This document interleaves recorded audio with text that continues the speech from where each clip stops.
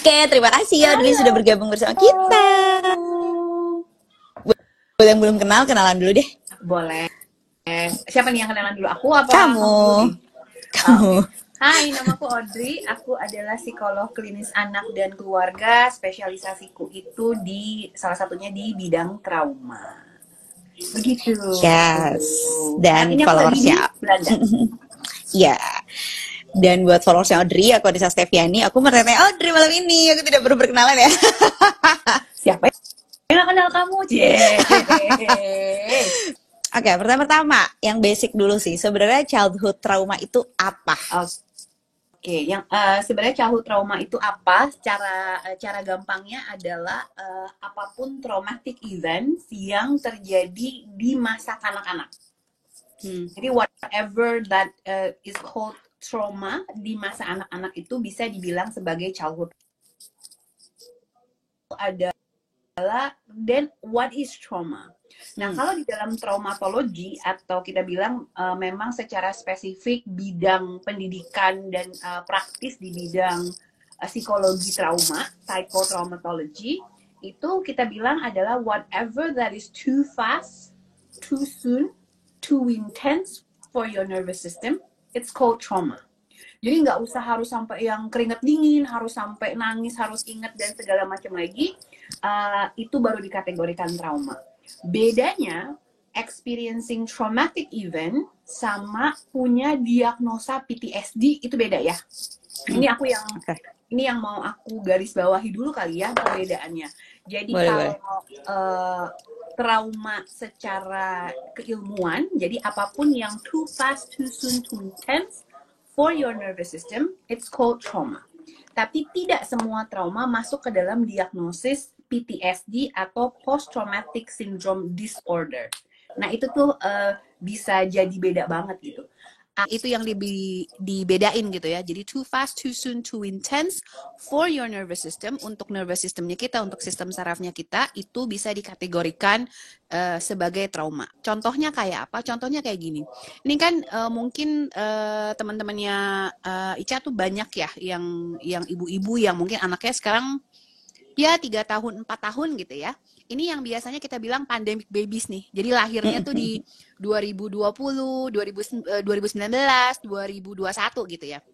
Nah, banyak di klien-klienku yang adalah memang pandemic babies itu orang tuanya ketika playground di mall-mall tuh buka tuh excited tuh untuk ke sana gitu kan ya. Ih, anakku tuh belum pernah loh kayak gitu, Cak. Yuk kita bawa yuk sama Silo yuk gitu misalnya gitu ya. Yuk kita bawa ke sana. Dan ternyata begitu sampai di sana, ini pertama kali anaknya ngerasain bahwa di depan ada yang teriak-teriak, "Ya boleh ya, Kak, rotinya, Kak, boleh ya, Kak." gitu. Terus udah gitu ada suara iya, terus ada balon, terus ada yang teriak lagi, terus ada wewangian, mungkin orang jalan itu wewangian gitu ya. Terus di depan tuh ada lampunya nyala-nyala banget gitu ya kan. Atau misalnya ada mbak-mbak lewat nawarin, "Bu, boleh ya Bu, banknya ini buka rekening ini lagi banyak banget tuh kan di Indonesia gitu kan ya." And that buat anak-anak yang baru pertama kali nge-mall, datang ke tempat yang segitu banyak, it can be too much for the nervous system. Dari baunya, dari suaranya, dari visualnya. Terus biasanya ibu-ibu kalau udah dari rame kayak gitu mulai gini, "Dek, pegangan sama mama ya, pegangan sama mama, nggak boleh lepas ya," gitu ya. So that all together for the first time can be too much for the child. So nggak hanya tabrakan mobil atau misalnya tsunami atau apa gitu ya, atau mungkin apa yang lagi dialami sama saudara-saudara kita baik di Ukraine maupun di Palestine gitu ya. Nggak cuman itu. Yes, of course that is going to be happening a lot of childhood trauma, tapi dalam keseharian as long as it's too much, too fast and too intense for our nervous system, we can call that trauma. Jadi itu tuh childhood trauma. Baru mulai nih, gimana? Udah pada pusing belum nih rasanya? Nah, lalu kemudian bedanya dengan PTSD itu apa tuh? Kalau PTSD itu ada masuk ke dalam satu sindromnya, misalnya dia sampai ada body call system, terus udah gitu ada certain steps-nya berapa lama, terus ada responnya apa, harus ada nightmare. Jadi ada a set of kriteria yang di luar dari kebiasaan. Jadi childhood trauma bisa masuk ke dalam PTSD, tapi PTSD belum tentu masuk ke dalam childhood trauma. Gitu. Jadi kalau kita ngomongnya bedanya cemas sama gangguan kecemasan. Gitu. Oke, langsung clear ya, cemas dan gangguan kecemasan. Nah, berarti setiap orang apakah akan punya trauma dalam hidupnya? Ini pertanyaan yang paling sering ditanyakan sama Pak Ibu. Berarti semua orang punya trauma dong. So, kalau kita bilang bedain experiencing traumatic experience, jadi mengalami pengalaman traumatis sama punya traumatic symptom. Kalau traumatic symptom ini biasanya kalau teman-teman yang liatin konten aku biasanya udah tahu nih, fight, flight, atau freeze gitu kan ya. Bedanya, apakah semua orang akan mengalami hal itu? Belum tentu. Jadi fight, flight, freeze itu belum tentu. Tapi kalau mengalami traumatic experience, kalau dalam traumatology, kemungkinan besar each and everyone has our own trauma. Hanya saja responnya akan bisa menjadi berbeda. Misalnya kalau teman-teman mungkin familiar sama David Goggins misalnya gitu ya, atau cerita-cerita orang-orang yang hasilnya bisa berpendidikan tinggi, atau misalnya orang-orang yang sukses, biasanya cerita behind-nya adalah ada sesuatu yang terjadi dalam hidup dia yang kayaknya berat banget. So and then they can come out of it through a certain process, dari support kah, dari memang lingkungannya kah. Misalnya kita pernah dengar cerita, aduh mamas kesayangan aku yang main Matrix tuh siapa namanya dia? Keanu Reeves, betul, si ganteng itu ya kan. Kalau baca cerita-cerita tentang dia, hidupnya. Itu kan a lot of things happening. Tapi sekarang kita banyak dengar cerita bahwa he is such a gentle person. Nah, jadi dia mengalami traumatic experience nggak? Yes, dia mengalami traumatic experience. But apakah itu menjadi traumatic symptom? Nah, nggak tahu tuh. Yang tahu cuma psikolognya dia sama dia doang. Tapi kalau mengalami traumatic experience, kemungkinan besar semua dari kita pernah mengalami traumatic experience. Kenapa begitu? Karena traumatic experience is whatever too fast, too soon, and too intense for your nervous system. For my nervous system, with your nervous system bisa jadi beda banget. Ica lagi cerita ngomongin lagi memberanikan diri memeluk benda berbulu bernama kucing, gitu kan ya. Nah itu buat kamu, there is something within you yang kalau kita mulai ke belakang pasti ada isu-isunya tertentu tuh yang sampai akhirnya ke sana gitu ya. Nah, buat orang-orang yang suka sama kucing mungkin dia juga punya experience lagi tapi responnya berbeda. So what is too much for you and what is too much for me can be very different. Nah, setiap orang tuh bisa jadi beda-beda banget tuh. Jadi kayak misalnya aku pernah ini anggaplah kita belum ngomongin childhood trauma ya. Kita baru ngomongin trauma yang di masa dewasa. Misalnya dulu aku punya mantan punya Ferrari merah aja. Anggaplah gue punya mantan Ferrari merah ya kan gitu. Nah terus ternyata ceritanya adalah mantanku ini sangat abusive misalnya.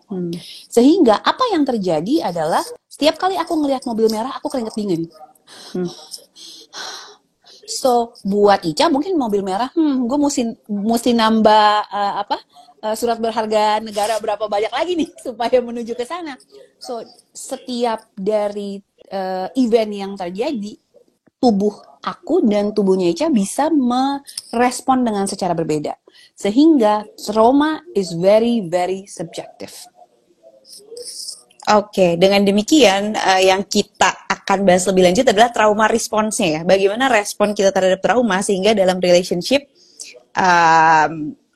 kita bisa menghadapi relationship dengan gimana ya bahasanya? intinya kita akan bahas tentang trauma respons tersebut dan bagaimana hubungannya dalam relationship gitu ya. Jadi apakah setelah kita mengalami traumatic experience,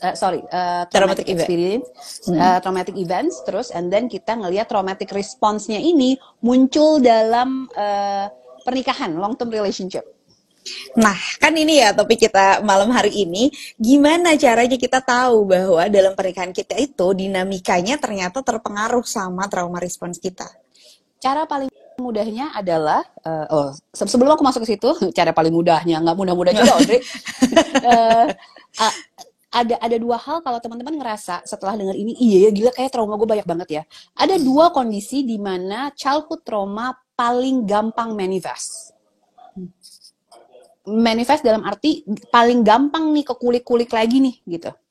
Yang pertama adalah long term relationship, ini berdasarkan research. Jadi kalau kalau di kita kan pasti dalam pernikahan ya, tapi kalau misalnya kayak di Belanda ada tinggal bareng sama-sama yang bentuknya bukan pernikahan. So long term relationship.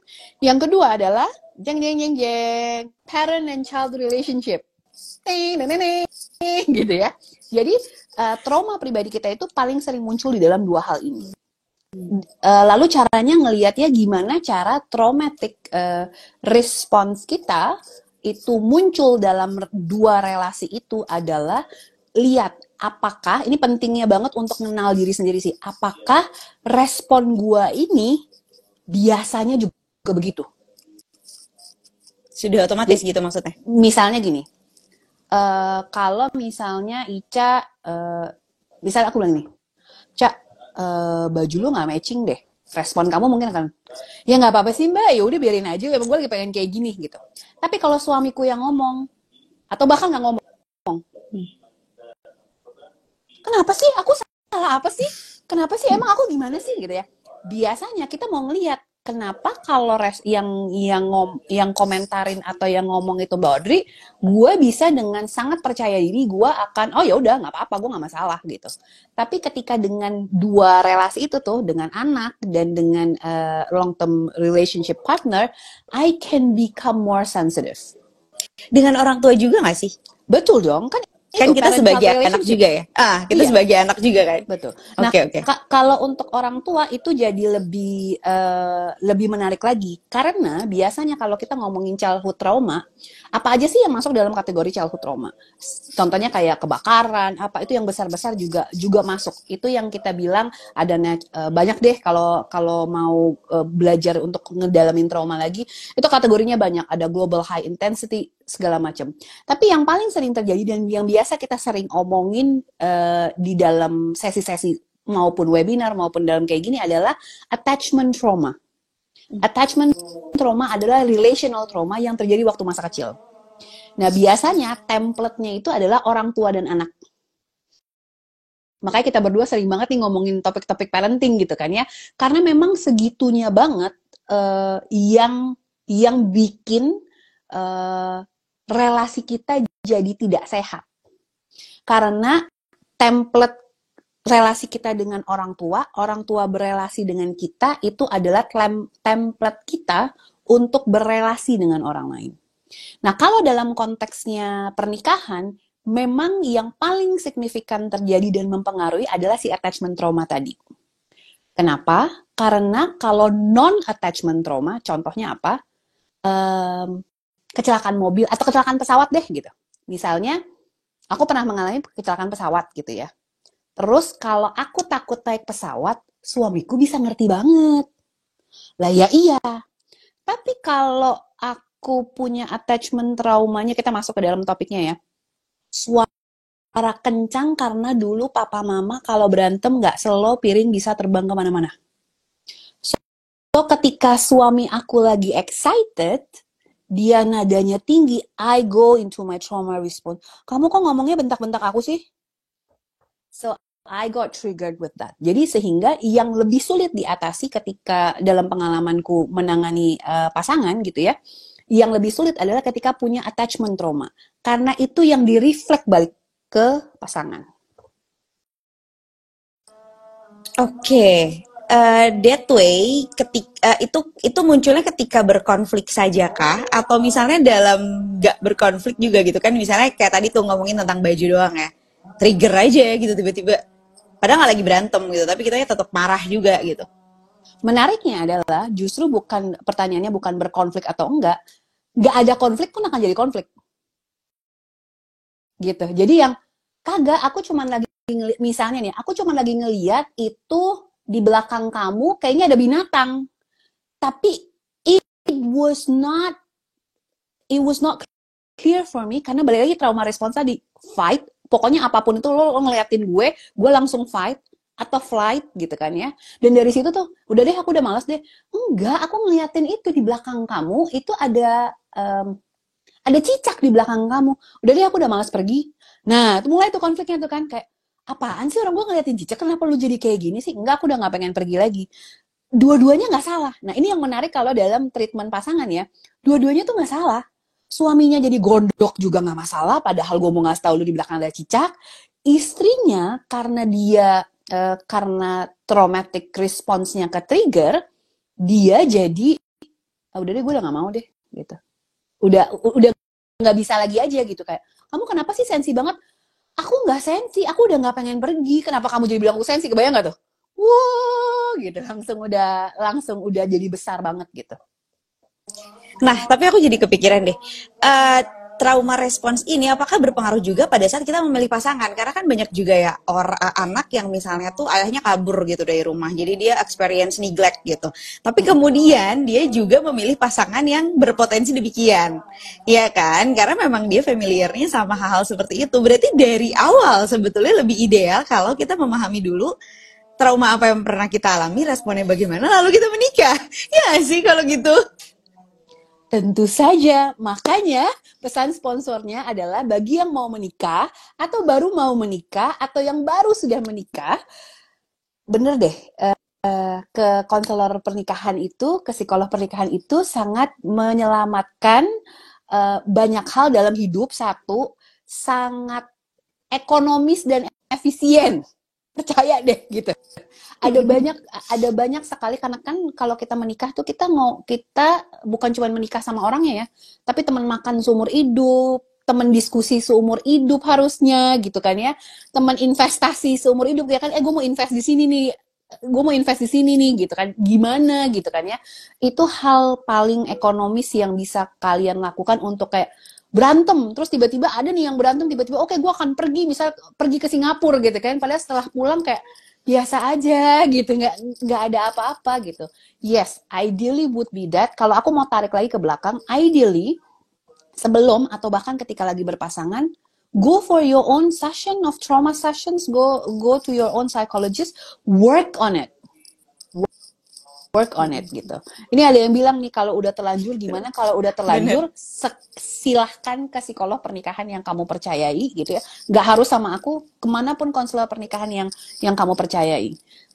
Kalau kata Fatin, harusnya, betul, memang harusnya gitu. Dan itu juga yang aku lakukan ya. Aku ke konselor pernikahan, bahkan dalam masa aku persiapan pernikahan pun, aku sebagai psikolog, dengan pengalaman aku berapa tahun, aku juga tetap masih ke konselor pernikahan gitu. Sebagai aku yang menikah 11 tahun yang lalu dan belum tahu segalanya ini ya, sebenarnya kalau udah terlanjur, kan bukan udah terlanjur, sebenarnya kita nggak tahu aja bahwa selama ini berantem itu adalah berupa trauma respons masing-masing gitu. Sebenarnya punya growth mindset aja sih, bahwa kita tadi berantem tuh bukan kita yang sekarang loh, mungkin itu kamu triggernya apa, kenapa kamu tertrigger seperti itu. Jadi menurutku pembicaraan tentang traumanya diperbanyak. Jadi lebih banyak nonton Audrey, lebih banyak nonton Dr. Jimmy ya di mana-mana. Karena itu akan banyak membukakan mata kita banget gitu. Kenapa tadi kita berantem ya? Itu nggak perlu berantem deh. Oh mungkin karena apa? Oh mungkin karena apa? Jadi berantemnya tuh diomongin gitu. Bukan cuma udah baikan maaf ya maaf, tapi udah nggak ada pembahasan selanjutnya. Gitu. Itu penting banget Cak. Karena dari klien-klien yang datang memang untuk couple counseling ya, 90% never talk about it after their fight. Ini balik lagi dengan relasi dengan hubungan sebelumnya adalah ngerasa bahwa kalau udah tenang lo ngapain ngajak ribut lagi sih? Karena ketakutan itu, balik lagi kenapa? Karena mungkin gitu ya, aku nggak pernah ngelihat aku cuma pernah ngelihat ayah ibuku berantem, tapi aku nggak pernah ngelihat gimana cara mereka rekonsiliasi. So I do not have the example. Nah itu balik lagi dengan relasi dengan orang tua lagi gitu kan. Jadi belajar nih, kalau dalam kaca aku ya udah berantem, gubrak, mau makan apa? cara baikannya, cara minta maafnya tuh mau makan apa? Atau mama udah beliin kamu roti tuh kesukaan kamu di situ. So I know that is how I relate with after fight. Oke. Tapi justru kan sudah berkonflik, habis itu kayak baikan gitu ya. Nggak mau bahas lagi karena takut konflik lagi. Nah, Ya. takut konflik lagi itu kan berupa itu juga trauma respons juga mungkin karena kamu mikir kalau konflik nanti kenapa-kenapa, nanti kalau konflik saya dimarahin lagi, nanti kalau konflik apa gitu. Jadi gimana caranya kita jadi berani berkonflik kalau gitu? Oke, itu ada dua hal. Kalau yang tadi yang Ica bilang itu udah dua tuh. Jadi ngomongin tentang childhood trauma, dan yang kedua kita ngomongin ini adalah trauma in the relationship. Jadi berasa bahwa kalau aku sudah berhubungan dengan dia, there is something is going to happen with the relationship. Beda ceritanya kalau udah ini kita ngomongin, anggaplah salah satu pasangannya benar-benar in healthy relationship dengan orang tuanya, which is never going to happen. Itu selalu pasti akan ada gitu ya. Bahwa, hey, I know you are not feeling okay. Let's talk about it, and I am not going anywhere. I am fully committed with you. Itu sensasinya beda banget tuh. Jadi mengurangi sedikit trauma in the relationship-nya, jadi cuman mengaktifasi trauma dari masa lalunya. Nah, itu gimana caranya kayak gitu? Biasanya itu yang kita establish di dalam couple counseling itu. Yang di dalam couples therapy itu yang kita establish. A little bit more about couples therapy. Aku train in Gottman Couples Therapy, dan salah satu researchnya Gottman Institute itu adalah kira-kira tebak-tebak berhadiah berapa persen dari masalah pernikahan yang bisa diselesaikan. Berapa? Jawabannya adalah? So, 69% of the problem that we have in relationship is not solvable. Jadi yang solvable, yang benar-benar solvable itu 31% by research. So 69%. Contohnya apa yang unsolvable? Contohnya gini, tiap kali kalau gue mau pergi ke rumah mama, ya harus tiap minggu. Emang udah kayak begitu. Kalau enggak, mama akan marah lagi gitu. Mau gimana pun selalu akan ada isunya itu. Atau isu unsolvable-nya adalah nih yang paling sering ditemui. Antara suaminya yang berantakan, istrinya bersih. Atau istrinya yang bersih, suaminya berantakan. Kalau dalam case saya, suami saya yang bersih, saya yang berantakan. Tentu. Tas dulu, Cak. Iya. Gitu. Saya yang butuh banyak bantuan dari suami, gitu kan ya. Jadi kita bisa nih berusaha untuk, oh ya udah gue akan jadi lebih rapi, gitu ya. Gue akan jadi lebih rapi, atau suami akan jadi lebih rapi. Biasanya lebih banyak kayak gitu ya. 31% unsolvable. Bukan, 31 yang solvable. Solvable gitu. 69%-nya unsolvable. Itu ada di risetnya. Jadi kita akan bisa mencoba untuk kita akan berusaha rapih nih, dan akan bertahan ya 3 hari, 4 hari, 5 hari gitu ya. And then we will go back to that. On the other way around, contohnya misalnya untuk pasangan-pasangan yang memang satunya lebih bawel, satunya memang lebih reserve. Jadi akan melocos terus, dan semakin dirasakan suaminya akan, oh yaudah kan udah ngomong. Kamu ngomong dong. Contohnya misalnya kayak gini. Kebayangnya pulang rumah capek suaminya. Istri, kenapa, Pak? Gak apa-apa. Udah pergi masak. Kok masih diem juga sih, ini kenapa sih gitu kan ya. Kenapa, Pak? Capek. Si papa dalam hati. Udah tahu capek, kenapa masih diajak ngomong juga, Bunda? Gitu. Dah, terus kan. Enggak kok, nggak apa-apa. Nggak apa-apa, tapi ngomongannya mukanya kayak gitu ya kan, nggak apa-apa ya, bersih. Udah tuh, pergi sendiri ya kan, main ini gitu. Kenapa sih marah sama aku? Ya, mulai lagi naik lagi nih suaranya nih gitu. Gitu aja terus. Nanti tuh kan, bener kan kamu marah sama aku? Kamu ngomongin gak usah kenceng. Tuh kan kamu marah sama aku. And that happens very very often. Jadi kalau kita ngomongin balik lagi ke ngomongin ke 69-nya tidak bisa di-solve, bayangin berapa banyak kita harus saling bergesekan terus gitu kan ya. Dan bayangin kalau gesekannya tuh sambil bawa beban masing-masing. Jadi gesekannya itu akan jauh lebih berat. Ini ada yang bilang, haha, aku iya Relate katanya. relate gitu kan ya.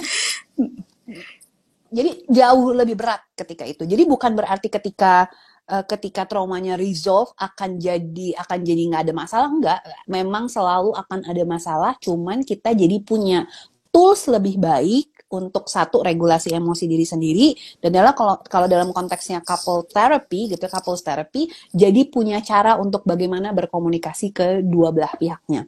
And of course kalau memang punya trauma sendiri lagi, itu akan jadi lebih banyak lagi kerjaannya. Ini banyak yang bilang relate sekali. Berarti bukan cuma masalah kita aja.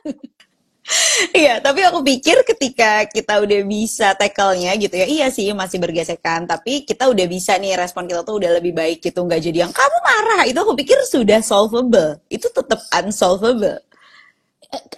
Akan balik lagi. Akan tetap kita akan oke. Walaupun di dalam otak, iya gue tahu dia nggak marah sama gue tahu dia nggak marah sama gue nggak, but it will still triggers you. Ini tuh ini tuh berantem yang ujungnya kan kamu tuh selalu ya kan, saking seringnya ya kan. Yes. Bener, Nah kalau kita ngomongin ini yang aku rasain berbeda gitu ya sebagai terapis untuk trauma sendiri sama sebagai couples therapist. Kalau couples therapist menurut aku tuh jauh lebih kayak aku harus maintain dua-duanya, karena dua-duanya udah punya satu luka pribadi, dua luka di dalam relasinya sendiri. Jadi udah dua yang perlu di-maintain banget gitu. Apakah selanjutnya kita akan membahas tentang trauma di dalam relasinya? Ini kayaknya butuh pembahasan tambahan ya. Tapi kita fokus dulu nih ke si childhood trauma ini ya. Iya. Jadi tadi kan disebutkan semua orang tuh pasti punya trauma masing-masing. Mungkin derajatnya ada yang lebih berat dan ada yang tidak gitu. Nah, apakah orang dengan childhood trauma dengan derajat yang lebih berat, tandanya dia punya trauma respons yang lebih tanda kutip buruk, atau juga misalnya lebih sulit meregulasi emosi gitu? Yes. Jadi biasanya responnya akan menjadi berbeda-beda. Kalau kayak tadi contohnya si papa sama si mama, si papa punya tendensi yang flight system, avoiding, nggak apa-apa. Padahal kan sebenarnya apa-apa tuh. Sampai dari kalau kita kulik lebih lagi dan dia punya kemampuan komunikasi yang lebih baik lagi gitu setelah training for a certain period of time gitu ya, dia akan bilang aku lagi capek karena urusan kerjaan. It has nothing to do with you, Bun. I just need time for myself, but I will come back to you when I'm done. Oh, percayalah teman-teman, kalau Anda rasa itu mudah, itu butuh bertahun-tahun terapi untuk bisa mencapai ke sana. Betul. Ya, kan? Kayaknya aku 6 tahun mungkin untuk bisa sampai ke sana. Ya. Lama banget. Yes, because bukan cuman nggak bisa kemampuan komunikasi gitu ya, tapi apa sih hal-hal yang membatasi kita di dalam hal itu? Nah, salah satunya itulah kemampuan regulasi emosi, kemampuan regulasi ego. Kadang-kadang udah tahu di sini tapi nggak keluar di mulut. Terus regulasi ketakutan. Ntar kalau gua kayak begini, ntar dia ngelunjak nggak ya? Ntar kalau gue kayak begini, ntar gimana ya? Ntar kalau gue gini, ini jadi apa ya? Ntar kalau kayak gini, dia nggak respect gue lagi ya jadi suami ya? Ntar kalau kayak gini, dia nginjak-nginjak, dia pikir gue emang kayak cewek dan mantan-mantan sebelumnya. Wah! So, and that, ketika punya trauma respon seperti itu, dan apalagi kalau mulai ngelihat adanya ini yang kita bilang triggering dan bisa jadi flashback gitu ya, adalah ngelihat perilakunya mungkin sama dengan perilaku orang yang menyakiti dia dulu gitu. Jadi ini sesuatu yang yes and no in terms of, ya balik lagi nih, kalau kita ngomongin dalam pernikahan pasti ada trauma in the relationship-nya sama childhood traumanya. Tapi kalau dari childhood traumanya nggak diproses sama sekali, ini menurut aku yang bahaya sih. Yang nggak diproses sama sekali, jadi yang kalau nggak diproses sama sekali tuh jadi ada 3 trauma. Trauma sendiri, dan trauma dalam pernikahan. Jadi 3 Hmm. trauma yang perlu ditangani. Iya gitu. Jadi makanya saya sangat membatasi kalau dalam satu hari sesi pasangan hanya 1 saja. Aku tidak terima lebih dari itu. Ya, itu self care. Self care, sangat self care sekali. Betul. Nah, sekarang gimana kita bisa tahu kalau konflik-konflik yang muncul dalam pernikahan itu tuh berupa trauma respons gitu, bukan karena ya lagi capek aja, atau justru lagi capek aja ke trigger itu juga trauma respons? Lagi sebenarnya gini, kita punya daya kemampuan frontal cortex, aku lagi ngomongin gimana caranya untuk tidak ini lebih higher thinking process gitu ya. Tapi by the end of the day, ini aku ngambil dari background aku, training aku sebagai trauma therapist di somatic experiencing. Alhamdulillah baru aja selesai, Lulus ya. baru lulus gitu kan. Dalam proses 3 tahunnya itu kita ada beberapa proses otak yang berbeda-beda nih. Jadi di sini tuh tahu, lo nggak marah sama gue tahu. Tapi the feeling in the body cannot take it and you feel a sense of not safe. Sehingga dalam trauma terapi, pertama kali yang kita lakukan, ini ngomongin trauma therapy for the person itself ya. Jadi ngobatin childhood traumanya dia supaya ini tidak dibawa ke dalam pernikahan. So the first thing yang harus kita lakukan adalah developing a relative sense of safety. Jadi kalau dari tadi Ica dengerin kan ada, nanti kalau ini gimana, nanti kalau ini gimana, nanti kalau ini gimana, kalau gue begini nanti gimana, jangan-jangan dia begini. So apa yang terjadi di dalam trauma, salah satunya what is missing in trauma is the sense of safety. Contohnya kayak tadi, kalau gue bahas lagi nanti berantem lagi nggak ya? So there is no sense of safety. Kalau tadi yang Ica dengar aku bilang, hey, aku lagi nggak marah sama kamu, I just need time for myself. So I am reassuring, it's nothing about you. I just need time for myself. I will come back to you, so I will not leave you. So those words are designed and trained in the session with me supaya provide sense of safety. Nah, kalau itu jadi pertanyaan kamu tadi kan bagaimana itu bisa kelihatan kalau itu terrefleksikan di dalam relasi. Nggak usah, pasti akan keluar. Yeah. Karena settingnya sama. Settingnya kan berkeluarga, settingnya pasti sama. Nggak usah ditanyain, itu pasti akan keluar sendiri. Pertanyaan keduanya Ica, apakah dengan lebih capek kita jadi lebih mudah ke trigger? Always a yes. Contohnya, lebih gampang marah kalau lagi lapar, lebih gampang marah kalau lagi kurang tidur, lebih gampang kesel kalau misalnya lagi sakit gigi. It's always a yes. That's why ini aku ngebayanginnya ya, yang paling aku sayangkan adalah kalau misalnya nggak ada persiapan pernikahan, terus abis nikah langsung hamil, langsung punya anak, langsung postpartum, terus totalnya anak kedua lagi.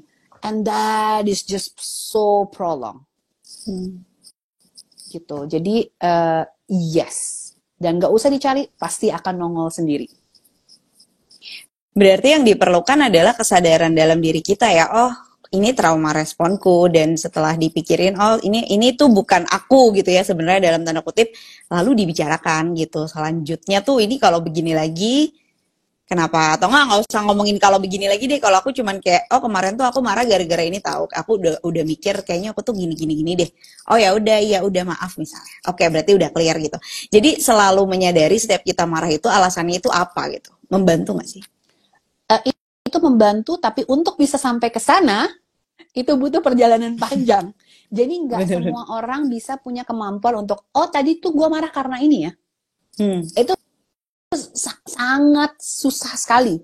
Biasanya gue marah karena lo begini. Nah, kalau masa dalam prosesnya masih karena lo begini, nah itu belum tuh. Tapi kalau sampai tadi aku rasanya marah, nah teman-teman buat nyampe ke sini itu perjalanan terapi itu banyak banget. Tadi aku marah karena aku takut ketika kamu ngomongnya begini. Hmm. Oh, kalau udah sampai di situ, you are already going into the noticing this is unsolvable problem. Ketika udah tahu apa sih yang bikin bikin itu jadi begitu gitu. Kamu ngomong begini. Jadi kalau dalam scriptingnya couples therapy ya, I feel apa when you apa, I need apa. Hmm. Itu sesuatu yang dilatih banget. Aku ngerasa terancam, aku ngerasa takut ketika Ica teriak.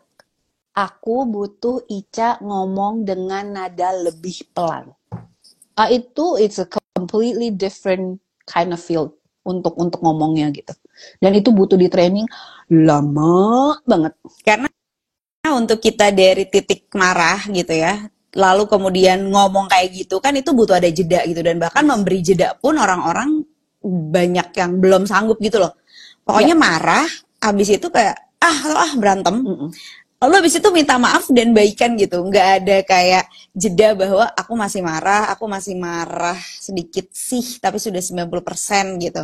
Aku marah udah 50-50 tapi aku masih marah sama kamu. Nah, dari si rentang waktu marah itu aja tuh masih banyak orang yang belum bisa loh merasakan bahwa dia tuh marahnya tuh udah berapa gitu scoring. Jadi scoring marah menurut aku akan sangat krusial sih dibicarakan pertama ya sama pasangan. Gak tau kamu pakai scoring marah gak sih? Enggak, not so much kalau in both, not so much in personal therapy or in couples therapy. Kalau itu ya. Tapi lebih ke aku setuju dengan taking time out-nya dulu. Itu penting banget. Itu penting banget, dan ini salah satu kalau kita ngomongin balik lagi ya dengan topiknya dengan childhood trauma gitu ya. Kalau aku nggak pernah ngeliat itu dan nggak pernah belajar dari orang dewasa lain caranya seperti I wouldn't know. Karena yang aku lihat adalah berantem bet baikannya dalam kamar sayang-sayangannya kan kita nggak lihat gitu. Nah, sekarang kalau konteksnya adalah kita menyadari nih bahwa iya trauma kita sih nggak banyak-banyak banget gitu ya, nggak terbeban banget lah. Jadi justru kita jadi tipe yang nge-pukin dia terus, kayak kitanya yang lebih banyak ngalah gitu lah. Karena kita menyadari bahwa pasangan kita punya trauma yang lebih berat. Nah, itu tuh apa yang bisa kita lakukan sebagai bentuk support untuk ayo dong kamu kayaknya bisa deh jadi lebih baik gitu. Satu, aku mau lihat dulu rather than comparing aku punya trauma yang lebih sedikit gitu ya. Tapi aku mau ngelihat bagaimana andilku di dalam respon ini. Karena biasanya pasti ada andilnya. Balik lagi sama yang kayak tadi Ica bilang, ada kemungkinan kenapa aku akhirnya secara tidak sadar maupun secara sadar aku memilih yang bentuknya kayak gini. Hanya saja kelihatannya lebih responsif, dan ini sering banget terjadi dalam bentuknya kayak gini. Kelihatan istrinya lebih banyak traumanya, lebih banyak marah-marahnya, tapi setelah kita korek, setelah kita lihat lebih lanjut, keluarga yang ini itu bukan yang nggak punya masalah, tapi punya masalah di chef under the rug. Jadi ketika ini di bring up masalahnya, bukannya dia nggak punya masalah, dia punya masalah, tapi dia nggak tahu gimana caranya mengekspresikan isunya dia. Jadi lebih banyak yang ngalah. Jadi kelihatannya tuh dia yang baik dan dia yang ngalah, dia gitu. Tapi padahal dia tidak tahu bagaimana cara bring up-nya. Or he or she doesn't even know how or what to feel when my partner is experiencing this way. Bayang gak tuh complicatednya? Iya. Ini seru banget. Bukan couples terapi ya. Ini seru banget karena menunjukkan sebenarnya konflik dalam pernikahan itu tuh bisa jadi sangat-sangat banyak gitu, dan dinamikanya itu sangat berpengaruh sangat dipengaruhi oleh trauma respons kita. Tapi banyak orang yang memilih untuk nggak ngomongin ini aja deh, yang penting jarang berantem aja deh gitu. Sampai banyak banget yang nanya aku ya, Kak suka berantem gak sih? Kayak pertanyaan macam apa itu? Ya kan? Semalam aja berantem dong. Tapi justru bagaimana kita menyelesaikan konfliknya itu yang lebih penting gitu daripada pertanyaan. Daripada jarang berantem, lebih baik menanyakan kalau berantem problem solvingnya gimana gitu kan. Fight right. Learn to fight right. Learn to fight in a healthy way. Because we have 70% of something that we cannot match. Gak ada tuh kayak aku udah gak cocok lagi. Hey, dari awal juga kalian tidak cocok. Nggak ada yang nggak ada yang datang-datang tuh cocok tuh nggak ada. Lah kita aja sering berantem sama diri kita sendiri, kadang mau beli tas, kadang mau beli SBN, ya kan, gitu kan. Itu aja udah begini gitu kan. Memang nggak ada yang akan cocok, hanya saja eh, konteksnya adalah ketika when you add trauma into that relationship, gitu ya. If you add trauma, it's just going to be more complicated. So why do you want to why do you want to heal your trauma to make the relationship less complicated?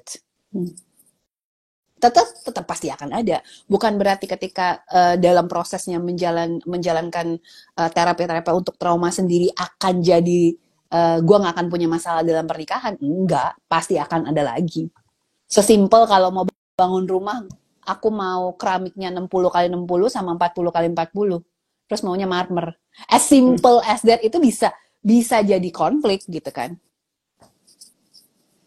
Iya, iya, iya. Nah, dengan demikian nih misalnya orangnya nggak punya akses terapi nih ya. Ada nggak gimana caranya biar kita bisa kayak lebih baik gitu menangani si konflik-konflik yang terjadi ini. Jadi kan kalau paling gampangnya ya udah terapi aja, kayak aku lah, suamiku play terapi, aku play terapi, terus kita kayak oh ya udah kita tahu caranya, kita banyak nonton tentang trauma dan pembahasan-pembahasan seperti ini. Tapi misalnya orangnya tidak punya akses lah untuk terapi, bisa nggak sih sebenarnya diberesin sama-sama gitu?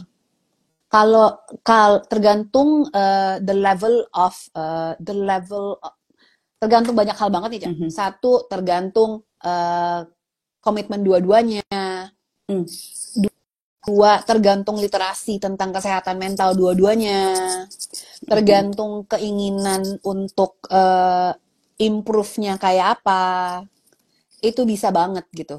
Jadi literasi, oh ya gue tahu gue punya trauma ini, gue tahu gue punya trauma ini, terus kita sama-sama bawa ngobrol, itu bisa banget gitu. Itu bisa banget, dan itu yang kita lakukan di dalam couples therapy. Bedanya you have an expert to assist you to do what and what.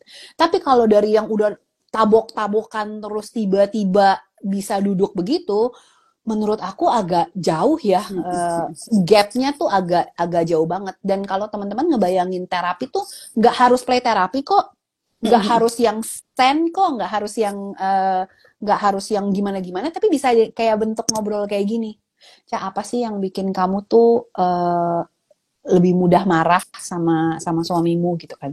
Iya, dia tuh selalu gini. Apa iya? Masa selalu? Iya, selalu kok. Bisa jadi memang selalu, bisa jadi juga enggak gitu kan. Nah, seberapa besar bedanya? Misalnya kalau misalnya kita nih berdua, oke nih, kita aware sama mental health, tapi dapet pasangan yang kayak udah, kamu mah kurang beriman aja. Wah, itu tuh udah diskrepansinya udah jauh banget gitu. Udah jauh banget. Mungkin yang bisa membantu adalah baca tentang traumatic event. I would definitely say cobain couples therapy kalau itu memang memungkinkan gitu ya. Cobain aja dulu gitu. Yang kedua, kadang-kadang di kayak pendidikan tinggi di universitas-universitas itu kan banyak teman-teman yang lagi belajar jadi psikolog. Yang mereka juga butuh sesi untuk belajar gitu kan ya. Kayak misalnya kita dulu di kedokteran gigi ada yang ke universitas kayak gitu, then go for it, cari yang seperti itu. Ada juga bisa nontonin nih kayak IG atau misalnya psikolog-psikolog yang memberikan edukasi, itu dibaca aja, dilihat dan direfleksikan. The next thing yang bisa paling banyak berdampak adalah refleksi.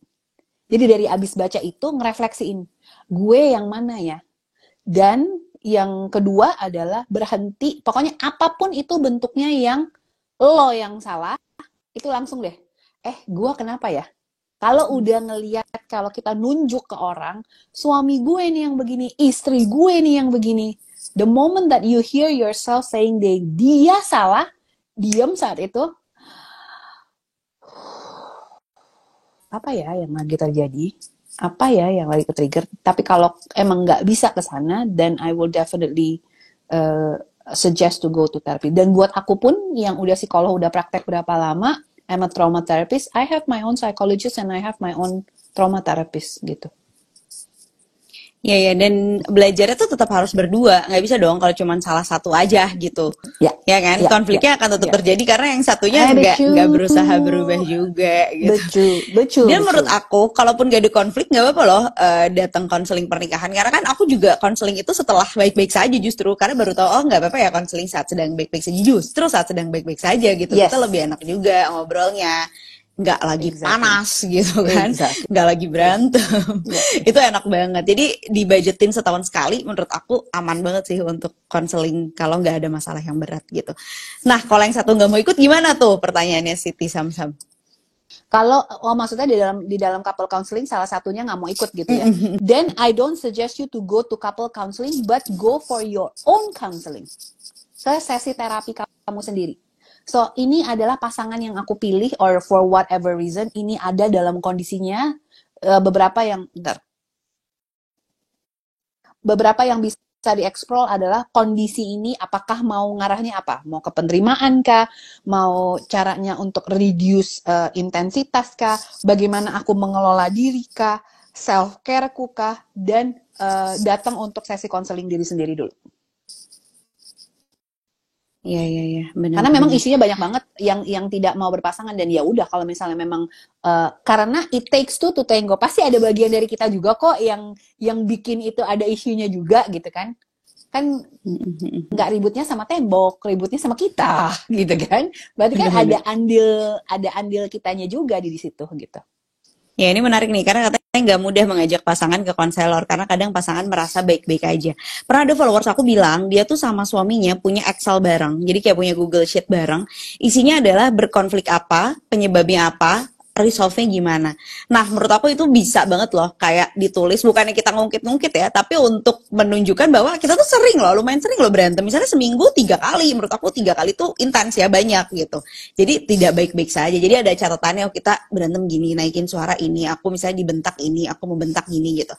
Jadi kalau pasangannya yang tipe yang, enggak kita baik-baik aja, nah bikin history.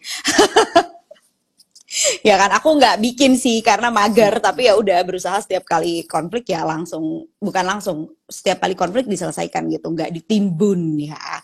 Nah ini menarik nih. Salah satu yang bilang kalau satu nggak mau ikut gimana? Ini kan bentuknya udah nunjuk nih, dia nggak mau ikut terus gimana gitu. Nah, even yang kayak gini-gini yang aku ajak untuk klien-klien gue untuk melihat, whenever you feel that the problem is my partner, that is the exact time where you need to see where is my issue. Itu yang aku praktekkan sendiri. Kalau aku mulai ngerasa lo tuh kayak gitu, the moment that I say lo tuh kayak gitu, oke, ini gue lagi kenapa nih? Ada apa nih? And in most of the time, if not 100%, I always find it the problem is me. Not everything is the problem is me, tapi aku ada andil di dalamnya. Gimana tuh? Dia nih selalu kayak begini. Contohnya aku lihat apa ya? Dia nih tiap kali pulang gak pernah mau cuci piring, misalnya gitu ya. Sebenarnya kalau kagak ada piring tuh di situ, kan kagak ada masalah tuh. Berarti isunya gue tadi siang abis masak, gue kagak cuci piring. Terus gue capek, gue kesel, gue mengharapkan suami gue pulang untuk cuci piring. Berarti ada ekspektasi di saya. Bahwa harusnya, ekspektasi di aku, harusnya kamu pulang, kamu ngebantu karena aku juga lagi capek. Dan piring gak ada yang dicuci. Dia juga lagi capek. Kondisinya sama-sama capek. Kalau aku tidak punya ekspektasi itu, bahwa lo harus ngebantu gue, then maybe that is not going to be any fight. Kalau dua-duanya capek ya? Capek. Yaudah ya, besok aja ya piringnya baru kita cuci ya. Gak ada masalah. Tapi karena ini kejadian real banget nih. Kayak, dia tuh ya, gak pernah mau ngebantuin karena oke. Ada apa nih? Saya lagi capek, abis ngelipet baju, cucian banyak, abis ngeberesin, terus saya lagi capek, abis ketemu klien, capek banget, kliennya banyak hari ini. It's me. Itu experience aku nonton ulang ini sama suami sih. Karena ini nggak bisa sih ditonton sendirian. Ya kan? Kayak Suami gue nonton gak ya? Jadi kayak, oh kemarin kamu diem tuh gara-gara cucian piring. ya ya ya ya ya. Ya oke. Si pertanyaan terakhir nanti lah ya kita jadikan satu topik lagi sendiri. Nah ini ada lagi nih pertanyaan baru. Pertanyaan terakhir kita maksudnya yang tadi kita bahas Oh tanyain iya, nggak ya gitu. iya, Waktu iya, jadi iya. panjang. Itu jadi live baru aja ya. Karena itu topik Boleh. yang seru. Nah bentar Kak, tapi gimana caranya bikin batasan untuk nggak melulu nyalahin orang?